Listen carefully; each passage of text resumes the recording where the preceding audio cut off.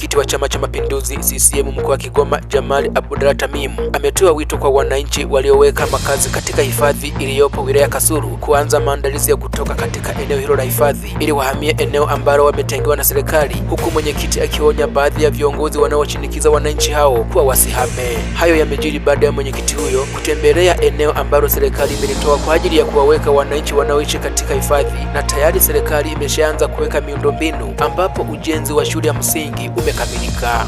Sasa hatutakubaliana na mtu yeyote awe mwanachama asiwe mwanachama kwa kuvunja sheria na kumnyima haki mtoto ambaye anastahili kupata elimu.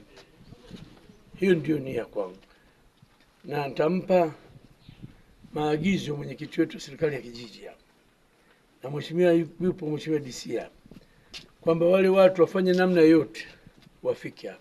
Kama wao hawakufika hapa, basi serikali itachukua sheria mkononi.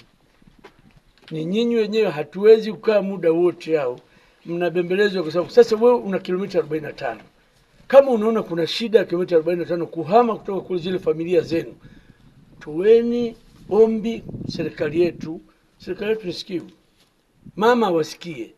Anaweza kusema jamani, fanyeni mpango wote, mheshimiwa DC au mkuu wa mkoa, fanyeni mpango wote, mwape usafiri wa watu wafike mahali panapohusika, basi ile eneo libaki wazi.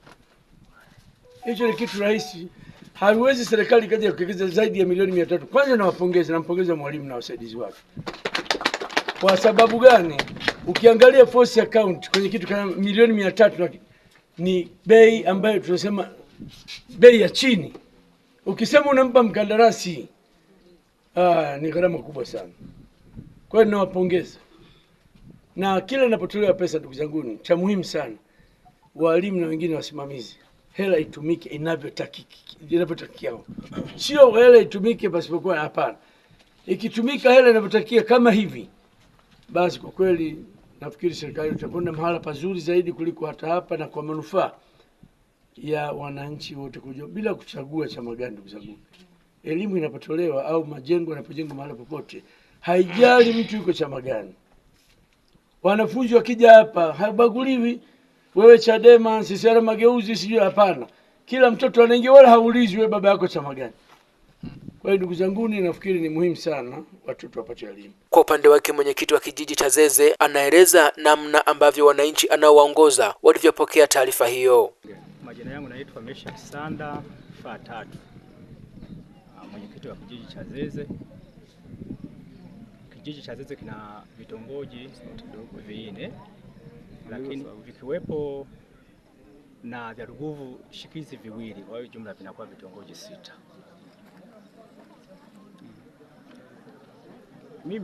Mimi kama mimi ninapata kwanza kikukumuzi cha watu wa Kacheri kuhamia Ruguvu, kutoka Ruguvu Kacheri na Ruguvu kuhamia hapa maeneo ya Radani.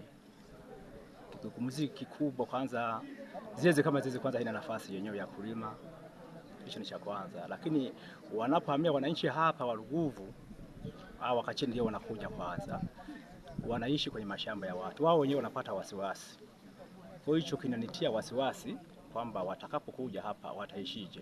Maana mashamba haya, ule ukweli, yamezungukwa na vijiji vitatu: Rusesa, Zeze pamoja na Kwaga. Mashamba haya ambayo ni ya Randani hapo. Kwa hiyo wananchi wote manake wakitolewa, sijajua hatimaye itakuwa ipi. Manake wote wataishi bila maeneo ya kulima.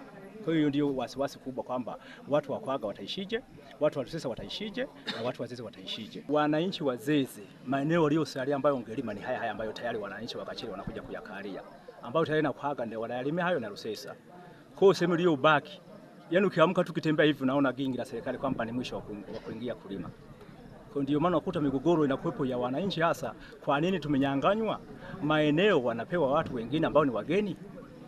Kwa nini wasiwaachie kule ambako mahali walipo, wakatiwe eneo tu aishi kule? Naye mkuu wa wilaya Kasulu Kanali Isaac Mwakisu akaeleza kuwa maelekezo kutoka kwenye baraza la kisekta, watu 8 sekta 8 za mawaziri waliozunguka kwa ajili ya kurekebisha migogoro 975 katika nchi hii, na wakazungukia pamoja na eneo hilo la kitongoji shikizi kilichoko huko. wakatoa maelekezo ya kwamba hivi vijiji vinatakiwa, hivi vitongoji vinatakiwa vihama virudi kwenye kijiji mama ambacho ni kijiji Zezi. Eneo hili lilikuwa chini ya TFS.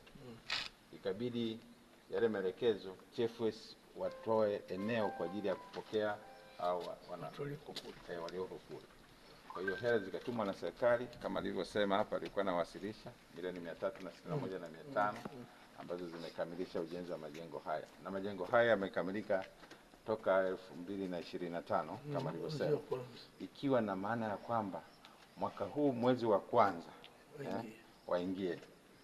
Kwa bahati mbaya sana shughuli zote za sensitization kwa ajili ya kuwaleta hapa wananchi, kwa sababu hapo walikuwa akifika wanatakiwa wapate eneo la kuishi na eneo la kulima heka 3, na haya maeneo yalishagaiwa kwa watu wote na walitakiwa wameshafika hapa mwezi wa 12 ili mwezi wa kwanza watoto wao wameshaanza shule hapa.